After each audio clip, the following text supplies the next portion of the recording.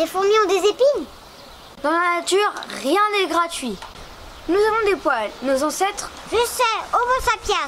Les hommes préhistoriques, Lucie et tout ça. Si les hommes préhistoriques avaient beaucoup de poils, c'est comme les animaux, c'est pour te protéger. Surtout pour garder la chaleur du corps. Depuis, nous avons perdu des poils et nous portons des vêtements. Et les fourmis, pourquoi elles ont des épines? Elles ont deux endroits fragiles sur le corps, les antennes et les pétioles. Les antennes, si elles sont coupées, elles ne peuvent plus communiquer. Lors d'agression, les fourmis connaissent les endroits les plus fragiles et s'en prennent aux antennes. C'est la mort, car la fourmi ne vit pas seule. Le ou les deux pétioles, c'est là. Chez les fourmis, il y a une glande à l'arrière du thorax.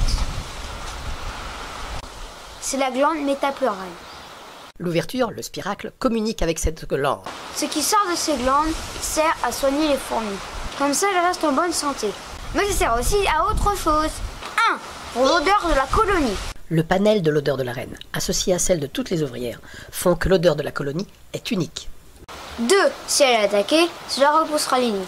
Des composés serviront de défense chimique contre les agresseurs, soit comme répulsifs, soit par l'acidité. Problème, il y a des fourmis avec des grandes glandes. Pour elles, ça va. Les Formicinae ont de grands spiracles. Ils peuvent évacuer de gros volumes de substances protectrices. Mais il y a des fourmis avec des petites glandes. Le spiracle est petit chez les ponérines, mais elles ont une autre arme, l'aiguillon. Il peut être fonctionnel et leur permet de piquer. Chez les Dolichoderinae, ici Tapinoma, la substance est gluante et répulsive pour les adversaires. Et enfin chez les Myrmicinae, le spiracle est également petit.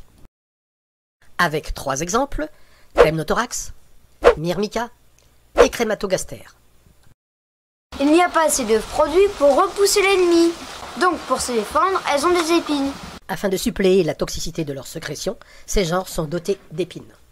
Et l'adversaire ne peut pas couper le pétiole. Aron y passera dans leur livre Les fourmis le mentionne, sachant que dans un même genre, toutes les espèces ne sont pas pourvues des mêmes épines, ceci est en fonction de la taille de leurs glandes. Surprenant, non?